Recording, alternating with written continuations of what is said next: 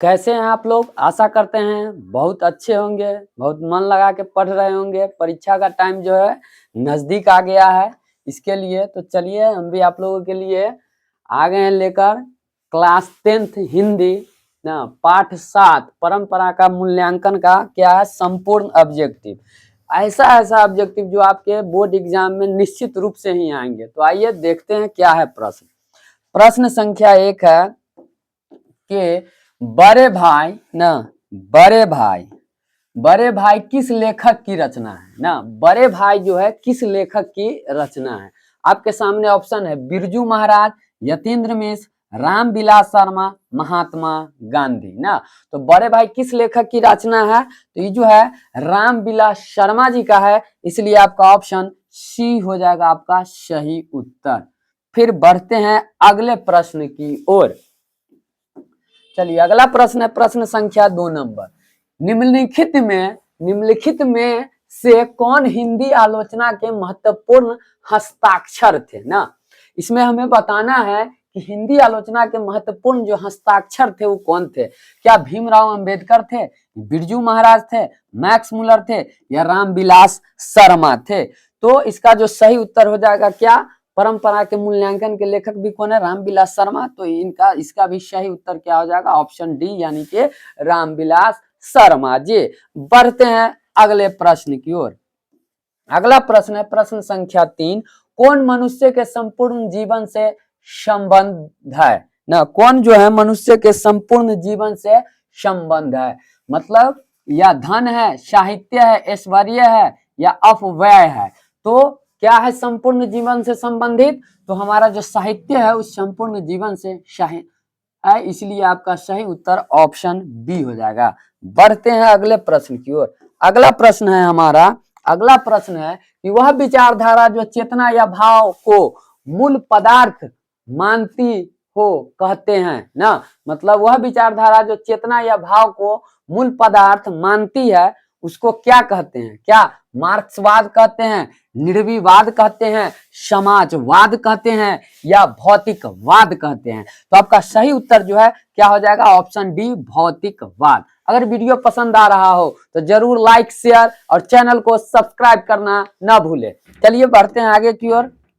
अगला प्रश्न है हमारा कि सारे यूरोप के लोग किस सभ्यता से प्रभावित थे। सारे यूरोप के जो लोग थे क्या वो किस सभ्यता से प्रभावित थे। सारे यूरोप के लोग किस सभ्यता से प्रभावित थे। क्रीट की सभ्यता से, मिस्र की सभ्यता से, एथेंस की सभ्यता से, इनमें से सभी ना। तो सारे यूरोप के लोग किस सभ्यता से प्रभावित थे, तो आपका सही उत्तर क्या हो जाएगा, सही उत्तर हो जाएगा एथेंस की सभ्यता से। किस सभ्यता से, एथेंस की सभ्यता से। बढ़ते हैं अगले प्रश्न की ओर। अगला प्रश्न है हमारा शेली और वायरन कहाँ के थे ना। शेली और वायरन जो है वो कहाँ के थे, कहाँ के थे शेली और वायरन कहाँ के थे। क्या अमेरिका के थे, यूनान के थे, अफ्रीका के थे या भारत के थे।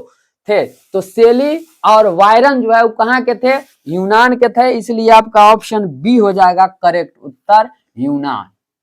चलिए बढ़ते हैं फिर अगले प्रश्न की ओर फटाफट एकदम तेजी में। जारशाही डैश में थी ना। जारशाही जो थी वो कहाँ थी, क्या मिस्र में थी, सोवियत रूस में थी, इटली में थी या इजराइल में थी। कहाँ थी, तो जारशाही जो थी वो कहाँ थी, सोवियत रूस में थी, इसलिए आपका ऑप्शन नंबर बी हो जाएगा आपका सही उत्तर। चलिए बढ़ते हैं अगले प्रश्न की ओर। अगला प्रश्न है 8 नंबर। रूस की क्रांति कब हुई ना। रूस की क्रांति जो है वो कब हुई थी। क्या 1916 में, 1917 ईस्वी में, 1921 में या 1920 में। तो रूस की जो क्रांति हुई थी वो कब हुई थी, तो 1917 में, इसलिए आपका ऑप्शन बी हो जाएगा सही उत्तर। रूस की क्रांति कब हुई थी, तो 1917 में। चलिए आगे बढ़ते हैं प्रश्न संख्या 9। व्यास जी और वाल्मीकि जी की रचना है क्रमशः ना। व्यास जी और किसकी, तो वाल्मीकि जी की रचना है क्रमशः। तो आप लोग जानते हैं कि वेद व्यास जो है वो क्या लिखे हुए हैं, महाभारत, और वाल्मीकि जी रामायण। तो पहले महाभारत, क्योंकि पहले क्या है व्यास जी का नाम है ना। तो पहले हम लोग महाभारत ऑप्शन में खोजेंगे, तो महाभारत यहाँ है ना। बाद में वाल्मीकि जी का रामायण, तो रामायण यहाँ है, ठीक है।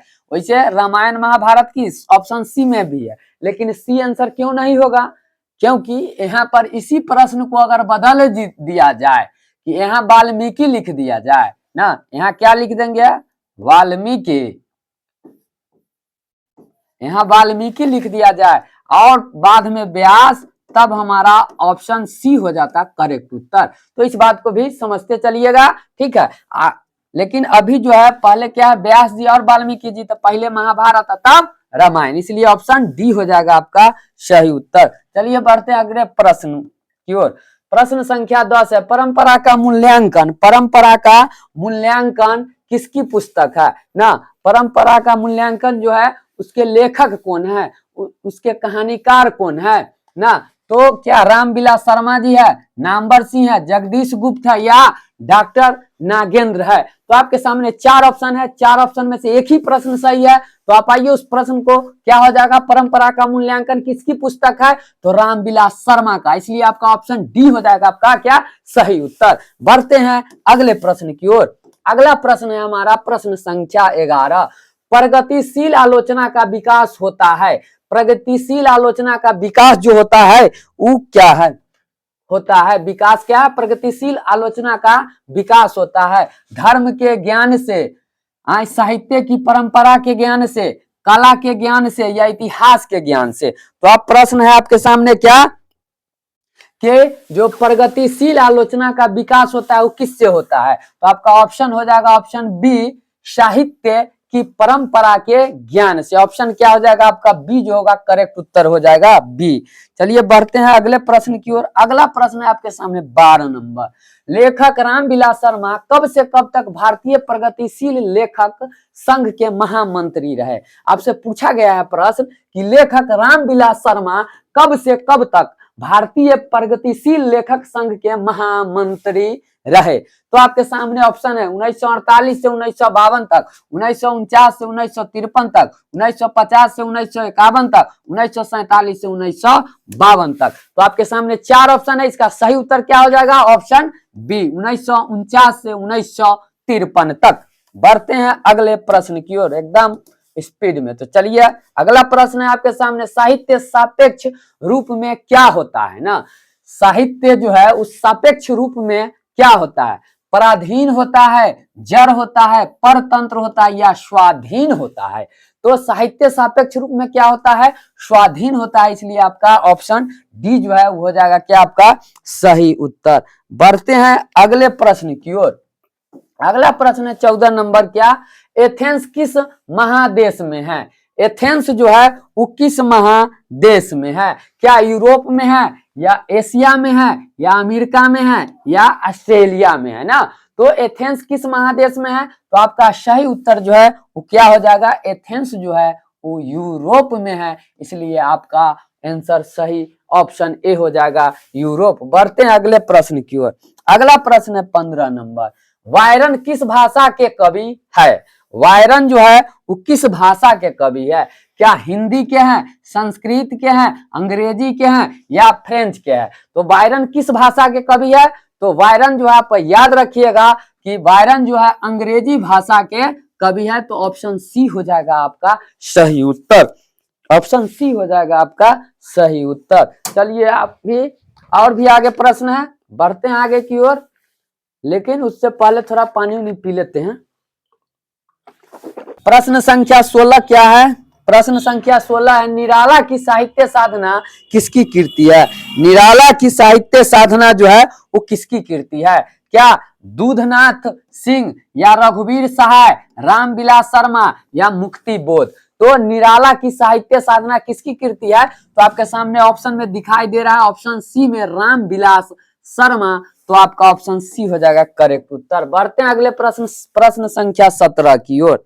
प्रश्न संख्या 17, प्रश्न संख्या 17 क्या है, प्रश्न संख्या 17 कि द्वंद्वात्मक भौतिकवाद मनुष्य की चेतना को आर्थिक संबंधों से प्रभावित मानते हुए उसकी स्वीकार करता है। यह पंक्ति किस शीर्षक पाठ की है ना? तो क्या ये शिक्षा और संस्कृति का है, आवनियों का है, परंपरा का मूल्यांकन का है, नौबत खाने में इबादत का है? तो ये जो पंक्ति लिया गया है वो कहां से? परंपरा के मूल्यांकन से, इसलिए ऑप्शन सी हो जाएगा आपका करेक्ट उत्तर। तो यदि वीडियो पसंद आ रहा हो, सुनने में मजा आ रहा हो, आपके काम का वस्तु हो, आपके काम का हम पढ़ा रहे हैं, तो जरूर वीडियो को लाइक, शेयर और चैनल को सब्सक्राइब करना ना भूले। फिर बढ़ते हैं अगले प्रश्न की ओर बिना देरी के। आइए प्रश्न संख्या 18। 18 क्या है? दूसरों की नकल कर लिखा गया साहित्य कैसा होता है? दूसरों की नकल करके लिखा गया साहित्य कैसा होता है? उत्तम होता है, मध्यम होता है, अधम होता है, व्यंग होता है? क्या होता है दूसरों की नकल करके लिखा गया? तो क्या हो जाएगा आपका आंसर? अधम होता है। क्या होता है? अधम होता है। पढ़ते हैं प्रश्न संख्या अगला 19 के तरफ। प्रश्न संख्या है 19। 19 क्या है कि रफाल, लियोनार्दो दा विंदी और एंजेलो किसकी देन है ना? क्या इंग्लैंड की देन है, फ्रांस की देन है, दिल्ली की है या यूनान की है? या यूनान की है। रफाल, लियोनार्दो दा विंदी और एंजल किसकी देन है? तो वो जो है दिल्ली के देन है, दिल्ली की। इसलिए क्या हो जाएगा? ऑप्शन सी हो जाएगा आपका सही उत्तर। सॉरी, दिल्ली नहीं, यहाँ पर आप दिल्ली के जगह इटली कर लीजिएगा, थोड़ा टाइपिंग में मिस्टेक है, इटली की है। ठीक, क्या है? इटली की है। रफाल, लियोनार्दो दा विंदो और एंजेलो किसकी देन है? तो याद रखिएगा किसकी देन है? इटली की देन है। किसकी देन है? इटली की देन है। चलिए बढ़ते हैं प्रश्न संख्या 20 की ओर। शेक्सपियर कौन थे? क्या शेक्सपियर नाटककार थे या कहानीकार थे, उपन्यासकार थे या निबंधकार थे? तो शेक्सपियर जो है वो कौन थे? तो शेक्सपियर साहब थे नाटककार थे। शेक्सपियर साहब क्या थे? नाटककार थे। इसलिए आपका सही उत्तर हो जाएगा ऑप्शन ए। Option A. प्रश्न संख्या बढ़ते हैं 21 की ओर। प्रश्न संख्या 21 की ओर। प्रश्न 21 है क्या आपके सामने कि निराला की साहित्य साधना कितने खंडों में रचित की गई है ना? निराला की साहित्य साधना कितने खंडों में रचित की गई है? तो कितने खंडों में रचित की गई है? आपके सामने ऑप्शन है 2 खंडों में, 3 खंडों में, 4 खंडों में, 5 खंडों में। तो कितने खंडों में है? कितने खंडों में? तो आपका जो है निराला जी की साहित्य साधना जो है 3 खंडों में, तो इसलिए ऑप्शन बी हो जाएगा आपका सही उत्तर, 3 खंड। चलिए बढ़ते हैं अगले प्रश्न की ओर। लेखक रामविलास शर्मा का जन्म कब हुआ ना? लेखक रामविलास शर्मा का जो जन्म है वो कब हुआ? लेखक रामविलास शर्मा का जन्म जो है वो कब हुआ ना? कब हुआ? क्या 10 अक्टूबर 1912 को, 12 अक्टूबर 1914 को, 14 अक्टूबर 1916 को और 16 अक्टूबर 1918 को? तो आपके सामने 4 ऑप्शन दिए गए हैं। इनका सही उत्तर क्या हो जाएगा? इसका सही उत्तर, तो लेखक रामविलास शर्मा का जो जन्म हुआ था वो कब हुआ था? 10 अक्टूबर 1912 ईस्वी को। इसलिए आपका ऑप्शन ए हो जाएगा सही उत्तर। फिर अगले क्लास में हम और भी प्रश्न है उसके बारे में बात करेंगे। ठीक है, और भी इसका प्रश्न है, लेकिन इससे आगे अगले पार्ट में बात करेंगे। यदि आपको ये वीडियो पसंद आया हो तो चैनल को जरूर सब्सक्राइब कीजिएगा, अब वीडियो को लाइक कीजिएगा और बेल आइकन की घंटी दबाना ना भूलिएगा, ताकि हम कोई भी वीडियो आगे अपलोड करें तो उसका नोटिफिकेशन सबसे पहले आप तक जाए। धन्यवाद।